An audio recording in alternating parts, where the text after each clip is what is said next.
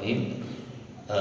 A'udzubillahi minasyaitonirrajim. Aku berlindung kepada Allah dari godaan syaitan yang terkutuk. Bismillahirrahmanirrahim. Dengan nama Allah yang Maha Pengasih lagi Maha Penyayang. Tafsir surah Al-Baqarah ayat 127 sampai 129.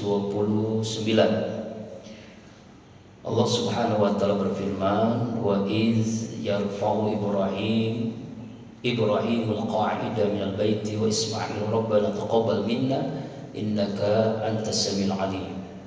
Ingatlah ketika Nabi Ibrahim meninggikan, membina dasar-dasar Baitullah bersama Nabi Ismail, ya, seraya berdoa kepada Allah, Rabbana taqabbal minna innaka antas samiul alim. Ya Allah, ya Rabbana, terimalah amalan-amalan kami, sungguhnya Engkau Maha mendengar lagi mengetahui. Mari kita lihat tafsirnya. Yang pertama tafsir Jalalain, yaitu Imam Jalaluddin As-Suyuti dan Al-Mahalli menjelaskan bahwa Nabi Ibrahim ini meninggikan dasar-dasar dinding Baitullah. Maksudnya adalah membina, meninggikan bersama anaknya Nabi Ismail seraya berdoa kepada Allah, yaitu Rabbana taqabbal minna innaka antas samiul alim. Jadi pondasi Ka'bah yang runtuh akibat banjir besar di zaman Nabi Nuh, ya, alaihissalam, kemudian dibangun kembali oleh Nabi Ibrahim alaihissalam. Makanya di sini ada al-qawaid, itu tiang pondasi. Sama dengan rukun Islam itu kan ada 5, ada syahadat, sholat, zakat, puasa, dan haji. Kalau diibaratkan rumah, ya, rumah itu pertama kita bangun pondasi, ya. Islam itu dibangun dengan syahadatnya harus kuat, kokoh. Kalau bangunannya 3 lantai, 5 lantai, atau sampai puluhan lantai, harus dengan cakar ayam. Nggak tahu ini kenapa disebut cakar ayam, padahal bukan cakar ayam, ya. Kuat, harus kuat. Kenapa? Itu. Nah, jadi kalau bangunannya kuat, maka semuanya itu akan bisa berdiri tegak. Itulah syahadatain, asyhadu an la ilaha illallah wa asyhadu anna Muhammadar Rasulullah. Kemudian yang kedua, perlu tiang. Tiangnya minimal 5, kan itu wajib, harus ada tuh 5. Zuhur, asar, maghrib, isya, subuh. Lebih kokoh bangunan itu ditambah tiang yang lain, rawatib, qobliyah, ba'diyah, tahajud, duha, ya kan, isyraq, kemudian hajat, taubat, tasbih, tarawih, witir. Nah, itu tiang-tiangnya makin banyak, makin kokoh. Makanya kalau kita bisa melaksanakan setiap hari 40 waktu sholat, maka Allah berikan keberkahan dunia akhirat. Apa itu? 17 rakaat sholat wajib, qobliyah, ba'diyah, ya, sebelum zuhur 4 rakaat, setelah zuhur 2 rakaat, setelah maghrib 2 rakaat, setelah isya 2 rakaat, sebelum subuh 2 rakaat. Tahajud 11 rakaat dengan witir 3 rakaat. Maksud tahajud 8, witir 3, 11 rakaat. Nanti duha 4 rakaat, apalagi sampai 12 rakaat. Ya, dulu ada jamaah subuh keliling azikra, suling suber. Beliau itu mau pulang ke kampungnya, pulang kampung karena beliau merantau di dekat pesantren Qalbun Salim, berinfaknya, mohon maaf saya sebutkan karena sudah wafat orangnya, 12 juta. Nah, saya tanya, mohon maaf Bang Haji Sahruddin almarhum, Allahu firlahu, kok kenapa infaknya 12 juta? Alhamdulillah Ustaz, dari bujangan sampai hari ini saya istiqomah sholat duha 12 rakaat. Jadi sesuai dengan jumlah sholat duhanya 12 juta 12 rakaat. Allahu Akbar. Dan beliau pengen pulang kampung lah ya, ke Medan. Nggak berapa lama, hanya setahun 2 tahun kalau nggak salah, Allah panggil, innalillahi wa inna ilaihi raji'un. Itu luar biasa tuh. Jadi kalau yang duhanya 2 rakaat ya pantas lah, kalau sedekahnya 2 juta. 2000. Saya cek itu 2000. 2000 nggak masalah. Ikhlas 2000. Ikhlas. Tapi lebih baik 2 juta ikhlas daripada 2000 nggak ikhlas. Fondasi kuat. Setelah itu, setelah fondasi tiang, kita perlu apa? Perlu tembok. Nah, tembok ini puasa. Asyamu junnah. Puasa itu adalah dinding, tembok-tembok. Nah, setelah dindingnya mantap, yaitu dengan Ramadan, dengan Senin Kamis kita nggak puasa nih. Dengan saum Arafah, saum Asyura dan sebagainya, itu dindingnya kuat. Makanya perlu istilahnya tembok-temboknya. Nah, rumah ini perlu ada jendela, pintu, kamar mandi, zakat, infak, sedekah, wakaf, amal jariah. Semakin banyak jendela, semakin banyak kamar mandi, semakin banyak pintu, rumah itu makin bagus. Kalau cuma satu pintu saja berarti baru zakat fitrah doang, belum zakat mal, belum sedekah, belum infak, belum menyantuni anak-anak yatim, janda-janda tua dia santuni, janda-janda muda, dan seterusnya. Kemudian setelah itu kita perlu apa? Genteng. Nah, apa itu? Haji. Makanya ini kan haji. Haji itu genteng, haji putih. Gentengnya harus kuat. Makanya ada haji, ada umroh. Kalau punya rezeki bisa umroh. Mudah-mudahan semua jamaah di sini bisa menunaikan ibadah haji dan umroh. Amin. Dan ingat, ibadah haji itu panggilan Allah. Allah yang mau. Kalau kita mau, Allah mudahkan maunya. Nah, makanya pentingnya doa. Nggak ada yang mustahil. Mudah-mudahan semua kita bisa haji dan umroh. Amin. Ya kan? Alhamdulillah. Walaupun perlu perjuangan dengan kerja keras, kerja cerdas, kerja ikhlas, kerja mawas dan kerja tuntas, insya Allah berikan kemudahan untuk bisa menunaikan ibadah haji. Walaupun ketika ibadah haji pengen dapat kamar.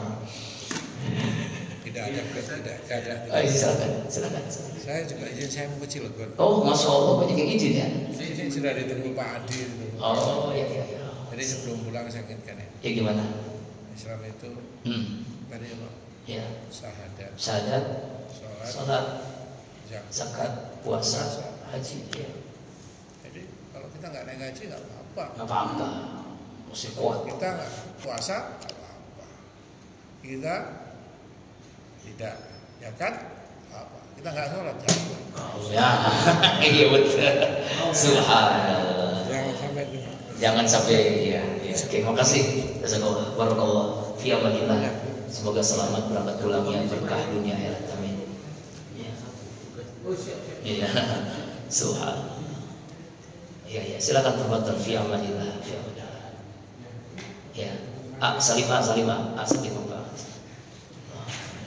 Ya udah berangkat. Ya rahimakumullah, mari kita. Oh, hikmat ya. Oh, subhanallah. Samanya itu yang janda ya. Yang kuat-kuat. Kembali lagi ya, maaf bercanda sama Bang Karena ini sering bercanda kita. Nah, kembali lagi sekarang qaid, fondasi. Jadi ayat ini, nah Nabi Ibrahim, Nabi Ismail bikin fondasi setelah runtuh karena banjir besar. Nah, ketika melaksanakan perintah Allah, fondasi itu Ka'bah, Baitullah, berdoa kepada Allah, dan doanya ini adalah Rabbana apa? Ayo baca. Rabbana taqabbal minna innaka antas samiul alim wa tub alaina innaka antat tawwabur rahim. Ini sering kita baca kan ya. Ternyata doanya Nabi Ibrahim juga. Allahu Akbar. Doa Nabi Ibrahim. Jadi doa Nabi itu banyak banget. Banyak banget doanya. Nanti kita baca di ayat berikutnya doa Nabi Ibrahim. Pengen anak yang soleh, cucu yang soleh. Nabi Ibrahim berdoa apa? Rabbi habli minas sholihin. Itu ringkas padat tapi dahsyat doanya. Karunikan hamba anak yang soleh. Minta tuh. Karena yang memberikan karunia anak soleh itu Allah. Makanya doa Nabi itu dikabulkan. Dua anaknya dari dua istrinya soleh dua-duanya. Bukan sekedar soleh, dua-duanya Nabi. Nabi Ismail dan Nabi Ishak. Dan Nabi Ishak cucunya soleh juga. Nabi Yakub, Nabi Yusuf, terus nabi-nabi yang lain, Nabi Musa, Nabi Isa. Dan Nabi Ismail terus cucunya adalah Nabi kita Muhammad sallallahu alaihi wasallam. Maka jangan sepelekan doa. Ketemu anak siapapun doakan Rabbi habli minas sholihin. Kenapa? Karena bisa jadi kita mendoakan anak orang lain, sebelum doa itu dikabulkan Allah untuk anak yang kita doakan, untuk anak kita. Nah, itu makanya jangan sungkan-sungkan ketemu anak dimanapun doakan. Robi habli minas salihin gitu. Nah, subhanallah, jangan lupakan doa. Nah, Ustaz saya kan belum punya anak, doakan saja anak, mudah-mudahan nanti punya anak yang banyak, ya, yang anak asuh, anak didik, anak santri. Ya kenapa anak asuhnya banyak? Karena istrinya banyak. Amin. 120. Allahu Akbar. Doa ya. Jadi ini di dalam tafsir Misbah mari kita jelasin. Pak Quraisy membahas tentang ayat 127 ini adalah Nabi Ibrahim, Nabi Ismail Allah tugaskan untuk meninggikan bangunan. Jadi bangunan apa? Ka'bah tadi kan. Ka'bah. Ya, ayat ini memerintahkan dan mengingatkan kita bagaimana Nabi Ibrahim dibantu oleh putranya Ismail meninggikan bangunan Baitullah. Makanya Ka'bah itu kan asal katanya Bakkah, nangis. Jadi kalau ada orang ke sana tidak nangis, minta kepada Allah ganti hatinya. Sepreman-premannya orang, coba kata Bang Padannya, pertama kali lihat Ka'bah gimana? Pasti itu nangis. Masya Allah, makanya rindu banget kita pengen ke sana lagi. Orang yang sudah ke sana, ke Baitullah, nggak ada yang mengatakan gue nyesel ke Ka'bah, nggak ada. Pengen lagi. Makanya timnas sepak bola Indonesia sebelum bertanding melawan Arab Saudi umroh dulu. Masya Allah, mudah-mudahan ini pertanda masuk Piala Dunia. Amin. Amin ya rabbal alamin. Ya, dengan doa-doanya di tempat mustajabah.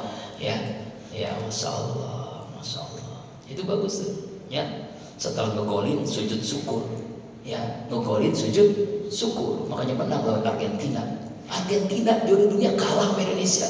Kan luar biasa. Karena apa? Sujud syukur setelah gol. Artinya, jamaah rahimakumullah, kalau punya masalah berat apapun, dapat apa yang kita kabulkan, cepat sujud syukur. Almarhum Ki Haji Muhammad Ali bin Ilham, Allahumma fillahu, merawi tercinta, beliau sujud syukurnya sehari 9 kali. Sehari 9 kali. Habis sholat wajib 5 kali, habis sholat sunnah, coba hitungannya, habis tahajud, habis duha, habis qobliyah ba'diyah, selalu sujud syukur. Apalagi kalau dapat nikmat yang banyak, bisa lebih, minimal 9 kali. Saya tanya di sini jamaah sujud syukur berapa kali? Males-malesan ya.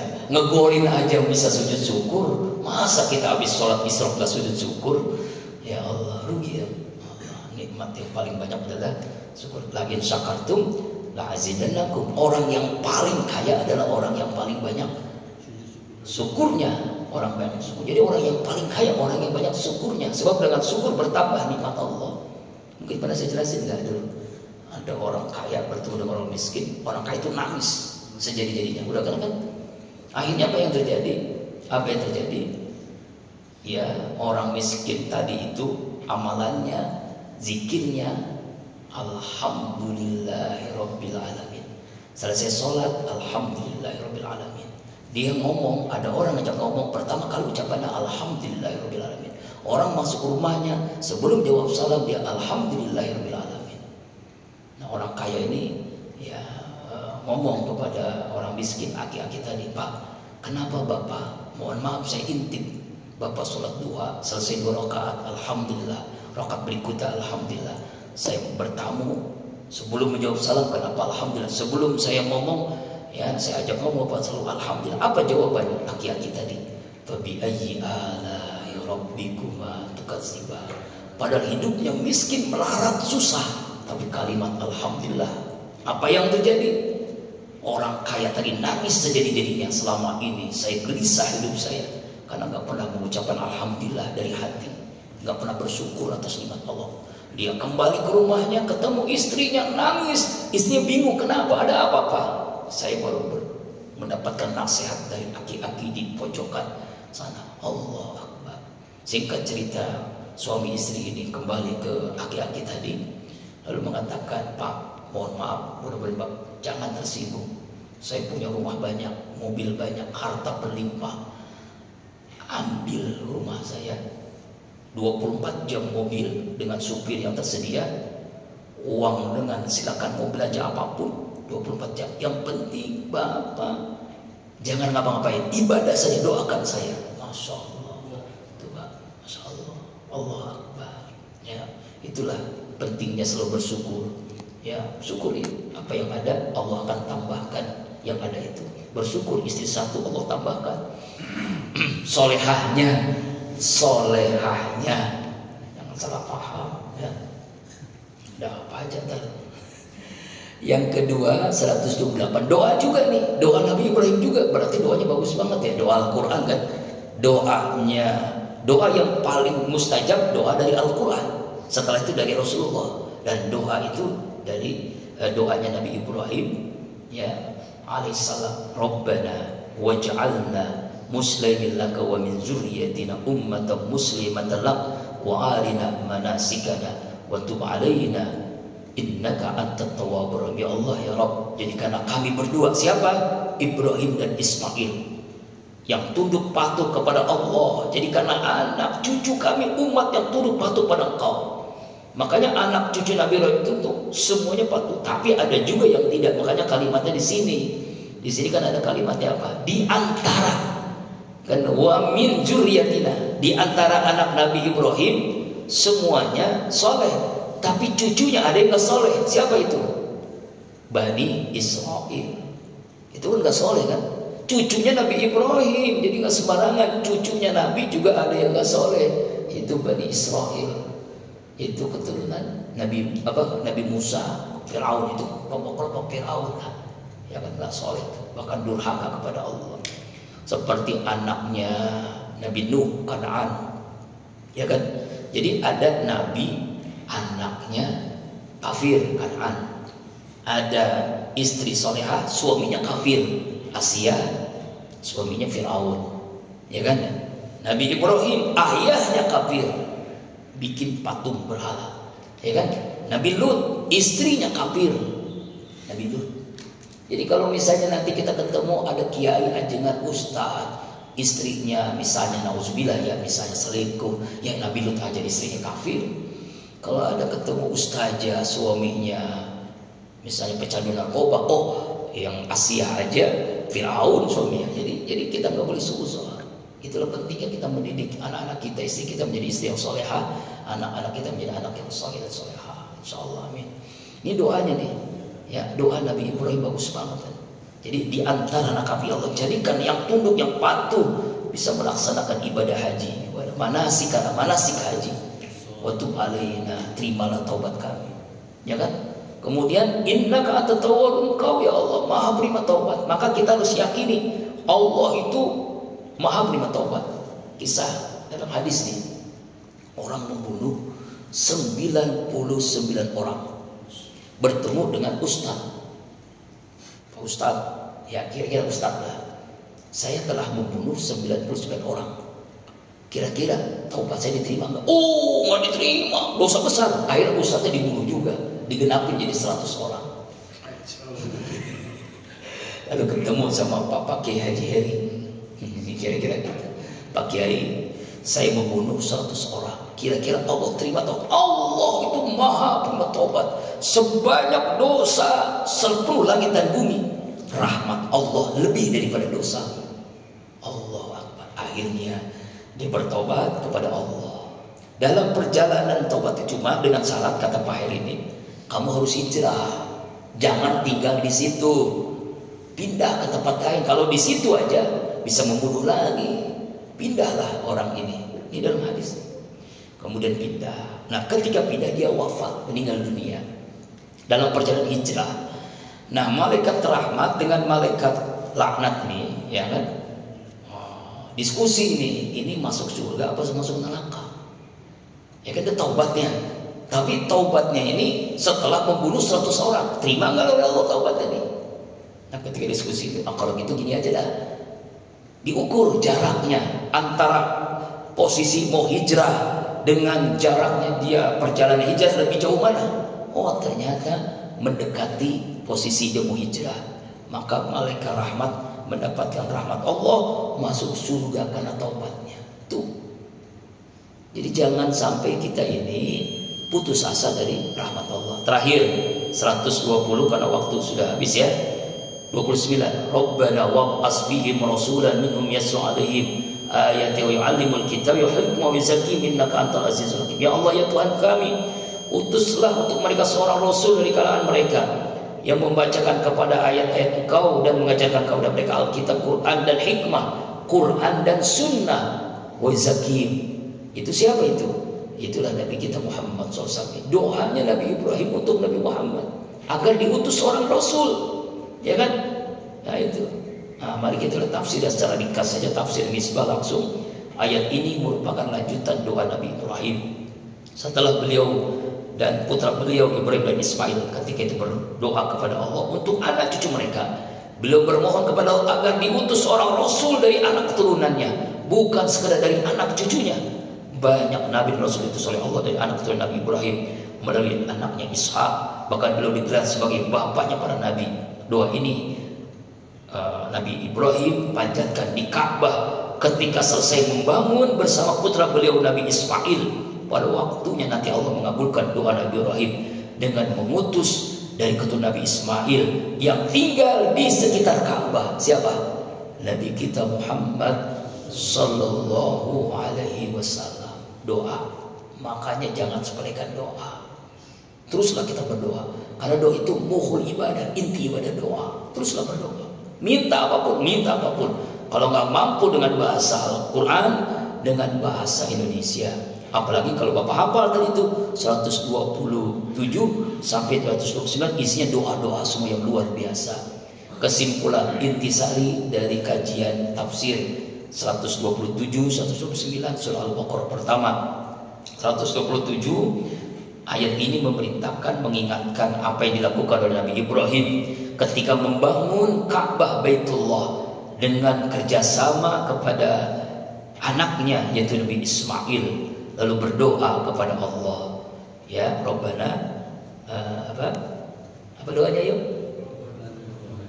Wa tub alaina innaka antat tawwabur rahim. 128. Bagaimana Nabi Ibrahim meminta Allah untuk bertobat, maka Allah tunjukkan cara-cara ibadah.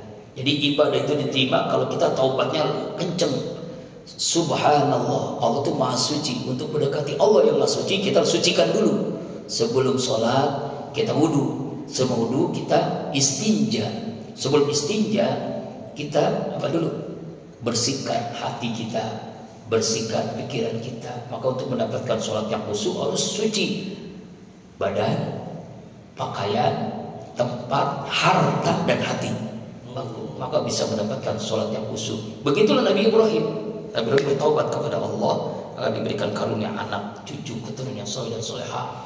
129 ayat ini lanjutan doa Nabi Ibrahim ketika itu berdoa agar diberikan cucu dari keturunannya dan menjadi nabi yang terakhir yaitu Nabi kita Muhammad sallallahu alaihi wasallam. Mudah-mudahan dari apa yang disampaikan hari ini bisa kita beribrah. Sebelum kita tutup dengan doa, mungkin ada tambahan dari